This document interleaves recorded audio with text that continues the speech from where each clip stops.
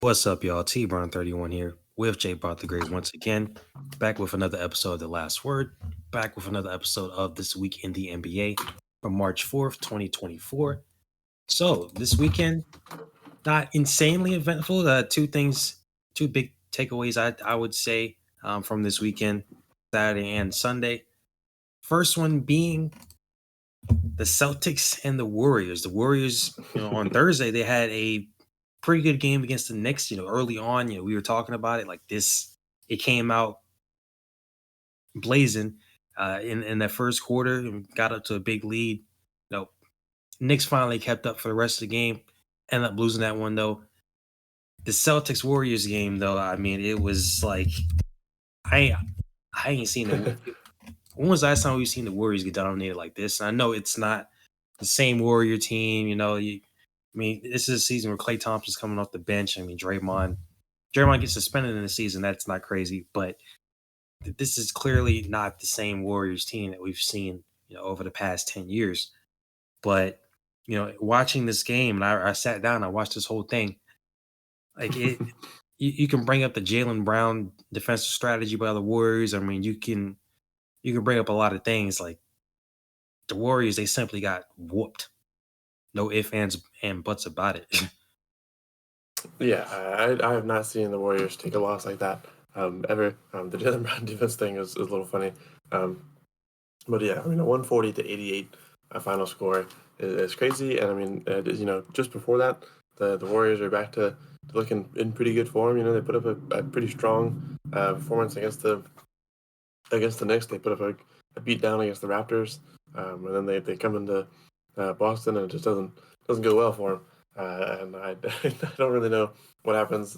They were down big really quickly, and obviously the roster made some adjustments. And you get Lester Quinones leading the Warriors and scoring. That's just not gonna get you anywhere. Nothing against Lester, but that's just not a guy who's gonna get that much playing time on a team like the Warriors right now. At least he shouldn't be. So young guy should have a time to try to flourish in the league eventually. But Boston is on a tear. They are number one in the NBA, not just the East, but they're 48-12, 10 straight or 11 straight wins. Have been like 23 or 29-3 at home. They are just on an unstoppable kind of mission right now. They've been tough to beat at home, but it's just crazy to see them put up that kind of win. This is the third time they've won by that type of margin this season, and it's funny because in the same day that this game happens, just yesterday on Sunday, the Minnesota Timberwolves and the LA Clippers go for an 89 to 88 kind of classic old basketball, defensive. Beautiful. Yeah, great game. And I walk out in my living room. I tell my roommates, I'm like, guys, Clippers and Timberwolves just went for an 89-88 final score. And after I finish that sentence, my roommate says, yes, but Boston just put up 140 to 88 on Golden State. And I was like, well, modern basketball prevails, I guess. I think it's fun. I think there's certain things that definitely lead to that. It's kind of hard to imagine how you get down that quickly. But yeah, Warriors started this week pretty good, and then the Celtics brought them down to earth in a very hard way to end out on Sunday. From there, we have LeBron, Le Goat James, as Shannon Sharp might say, as I might say occasionally. Has some pretty big feats over this week. He's going to be, aside from the big beatdowns in the NBA, LeBron's kind of personal accolades are going to be big for this particular week. He ends up hitting, well, first of all, before he does this, he takes over in the fourth quarter against the Clippers. That's his biggest fourth quarter comeback in his entire 21-year career. They're down 20-something in the fourth quarter. He scores or assists on like all of their scoring for the entire fourth quarter, essentially. And they come back and get a big win against their rivals. They take that Clippers series 3-1 in LA. Terrence and I, prophetical, we called that one. Then throughout the week, he ends up getting up to 40,000 points. He just last year broke the scoring record, 38,000 something. Now he's at 40,000 points. Similar to last year when he broke the scoring record, they lose that game to the Nuggets. AD was frustrated, seemingly jokingly a little bit, but I'm sure the team is actually frustrated to lose to the Nuggets again. But yeah, LeBron has an amazing week from a personal standpoint, getting to 40,000 points, getting that massive fourth quarter comeback. The only real low point is that they can't get over the hump. That is the Denver Nuggets. That's going to be a bit of an issue in the playoffs. And again, you have players on that team that have good days. LeBron played well. AD played decently on offense. He was kind of not doing well on defense against Jokic, which is unfortunate. Austin Reeves had a good game, and all that. Again, same thing in that playoff series. The Lakers kept having good games, and the Nuggets just kept being able to eclipse them. So it's a little crazy, but otherwise, LeBron had a monster week for the end of February, beginning of March of 2024.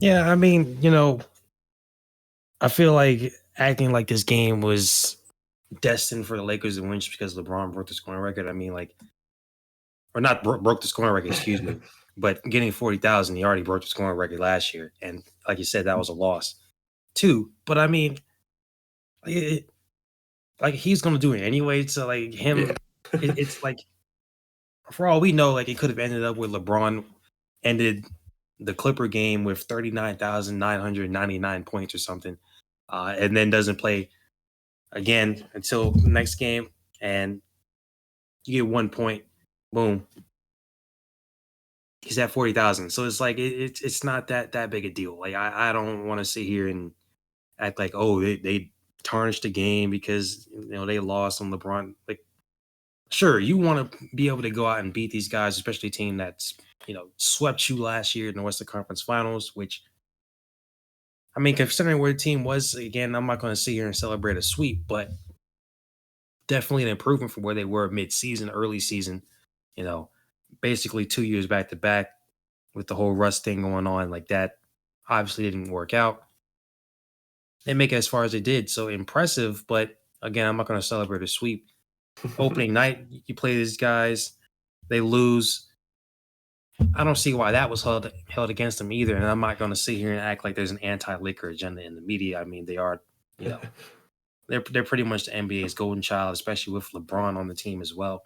But why is that held against them? Like, the Nuggets were motivated too because people were probably, the whole Mike Malone disrespecting them thing and the whole playoffs and all season. So like, I'm not going to sit here and act like it's the biggest deal in the world. Obviously I hate that they lost, but LeBron breaking the record last year, getting 40,000 points this year. Like, these were expected. It just so happened that it happens against, the defending NBA champions, right? So not the end of the world. But that Clipper game, we were talking about that, and we said like, hey, Clippers obviously been the better team this year, but Lakers had gotten the best of them, and they got the best of them here. LeGoat James, LeGod mode, whatever you want to call it, like that. Darn near 20 points in the fourth quarter.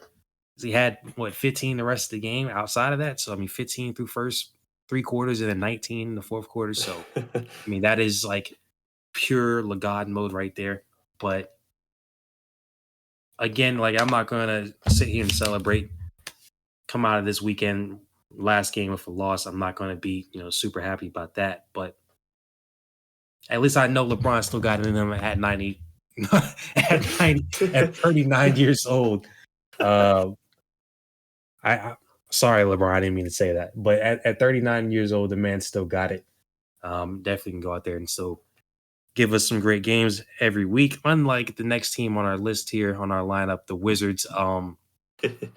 Former Laker Kyle Kuzma should have known his role and shut his mouth when he was talking about the Detroit Pistons. I mean, my God, like the Pistons being as bad as they were, almost became a meme. But like the Wizards, excuse me, being right there with them is hilarious considering what Kyle Kuzma said.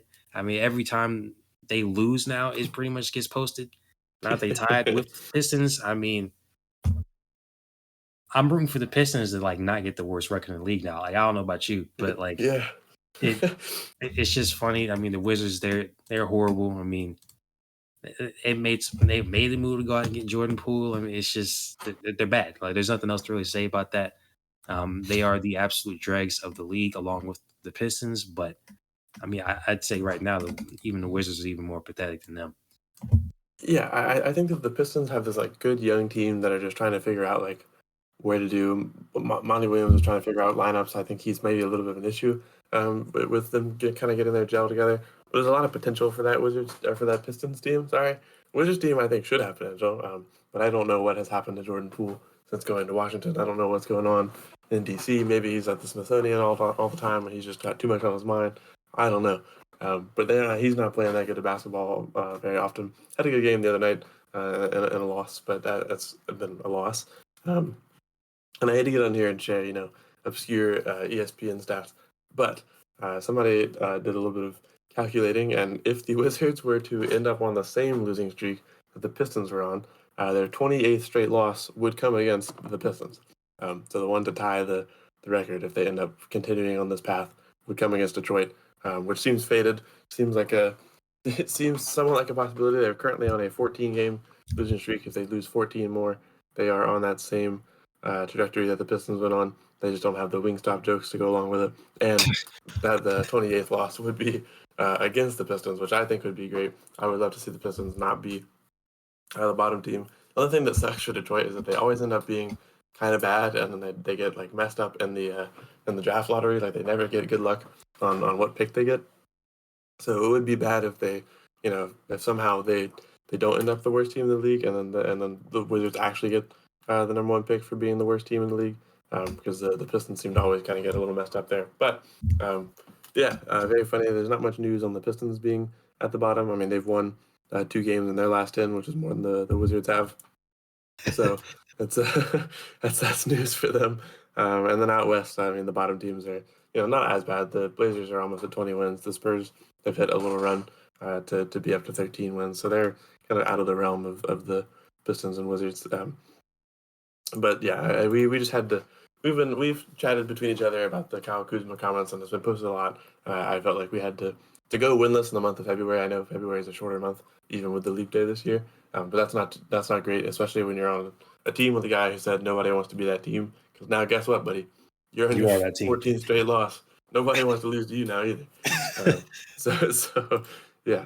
To move on from there, a little more of a positive note, we gave this team a little bit of attention last week as they were kind of in a weird little bracket. Again, the West is a super tight race at the moment, but the New Orleans Pelicans had a little bit of a tough battle against the Eastern Conference this week, and they actually came out pretty well.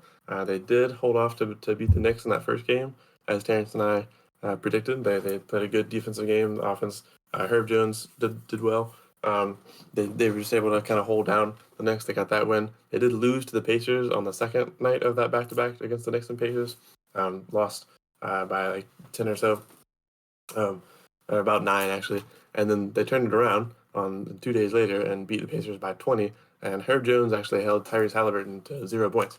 So it's a big one. Herb Jones has been playing some good defense, and that is kind of important for them specifically because the Pelicans moved up to 5th. Obviously, they're in that like tight area over there. They get their way itself up to 5th. The Kings sit at 4th because of the one less loss than the Suns. The Suns have one more win, but the Suns actually fall into 7th. They're now in that play-in tournament area. It was the Suns. It was Suns, Pelicans, Kings. Now it's Pelicans, Kings, Suns. So interesting little flip over there for the West since last time we talked. The Dallas Mavericks, Golden State Warriors, and Lakers still take up those last 3 spots in that area, but a little bit of an interesting shift out there. I don't know. The Pelicans are a team that I think if their defense stays good, they could cause a little bit of trouble in the playoffs. I find it hard to them to argue that they get a title run at the moment because of that top 4 of the West, but I do think they're quietly kind of making themselves out to be like they're tough. That's not a defense you want to face if they're actually good in the playoffs. They're only 3 games behind the Clippers right now. As far as they're 6.5, not 6.5 behind the top.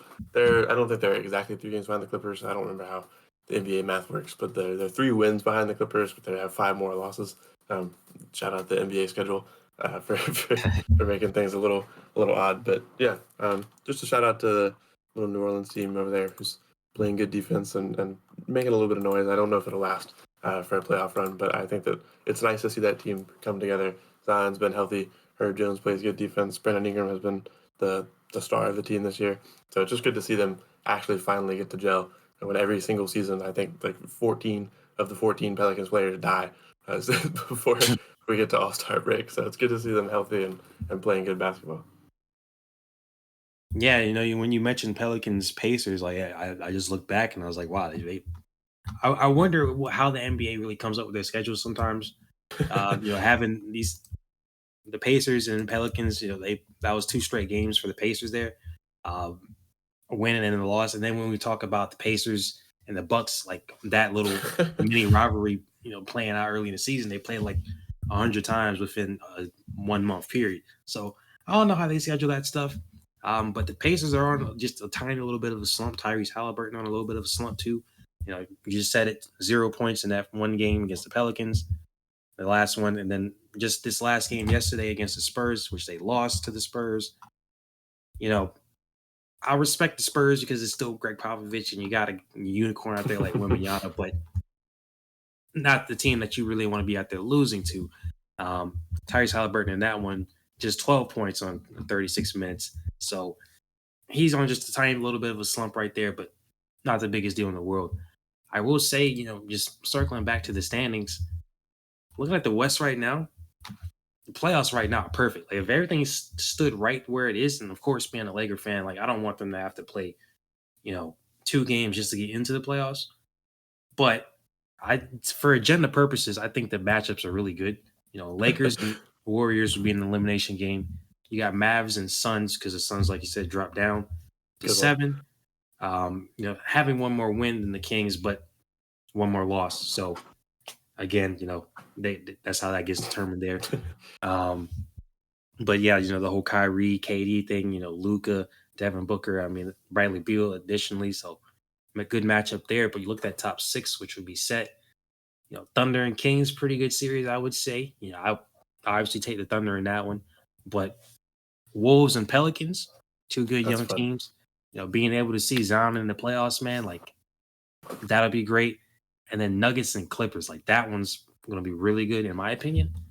If everything stays the same, I think as far as who's going to make the playoffs, play in, I think at this point it's pretty much set. I mean, the closest team to the Lakers, outside of the playoffs would be the Jazz, and they're 5.5 behind the Lakers. So, I don't anticipate the top 10 really changing. And watching Inside the NBA the other day, I think Thursday night, and they had Chuck and everybody on there. They were talking about the Warriors and Lakers. Like nobody really cares about them. If they weren't the Warriors and Lakers, we wouldn't be talking about the 9 and 10 seed. Like, we don't talk about the 9 and 10 seed in the East. Who'd be the Bulls and the Hawks right now, which fair enough, but we all know how good the Warriors and the Lakers can be. We just saw what the Lakers did last year. So I get what Chuck's saying there, but and this is no bias either, because despite the fact that the Warriors just got mauled yesterday, we know what these guys can do. If you have a LeBron on your team, if you got Steph on your team, like we've seen what Clay's been able to do, in this little mini resurgence there. Like, I think it's still a possibility these guys can make somewhat of a run. Now, obviously, I think the West is so deep this year and so good, and so tight for the most part. Like, it'd be harder, but I think it's entirely possible. And the Lakers, they got a big matchup this coming Friday against the Bucks. The Bucks tonight, they have a big matchup against the Clippers. No Giannis, you just let me know that right before. No Chris Middleton either. So more likely than not, that'll probably be the L. I mean, you admit it yourself. Yeah. And then the Nuggets, they've also got 2 good matchups. They got the Celtics later on this week, and then they've got the Suns as well. So got some pretty big matchups coming up. Which ones you looking at the most, though? Yeah, I mean, tonight I definitely have my eye on that Clippers Bucks game. I mean, the Bucks specifically have the hardest rated schedule since the All Star break or after the All Star break.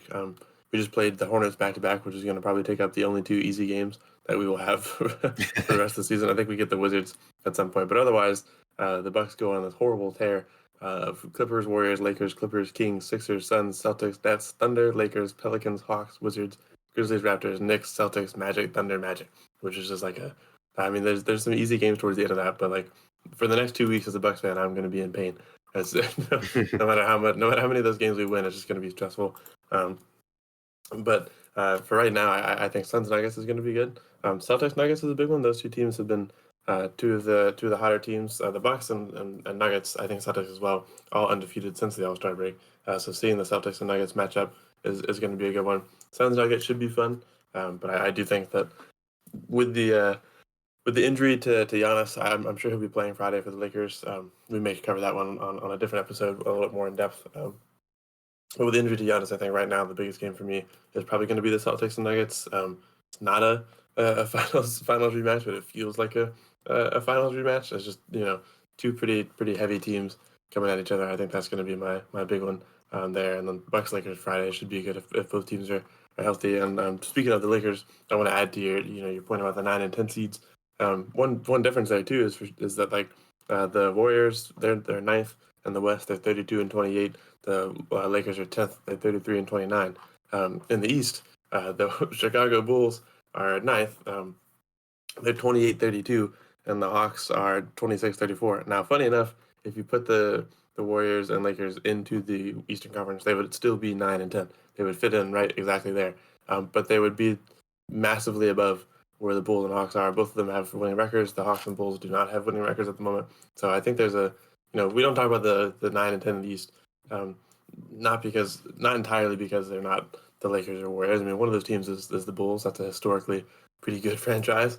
But it's just, right now they're not actually playing that much winning basketball. They're just kind of up there because there's a weird little stretch of Eastern teams, like Bulls, Hawks, Nets, Raptors, Hornets, that are all in this like weird purgatory of not super great, but could maybe make a little splash occasionally. But anyway, I just wanted to back your point up on that. I think that the Celtics and Lakers, the Warriors and Lakers definitely warrant some more conversation out west with their performances. I mean, they're 9th and 10th, but they're 9th and 10th with winning records and a pretty good gap over their 11th and 12th place rivals there. Actually, as a matter of fact, I believe the Jazz, yes, the Jazz are a better team than the Hawks record wise, but otherwise they're yeah.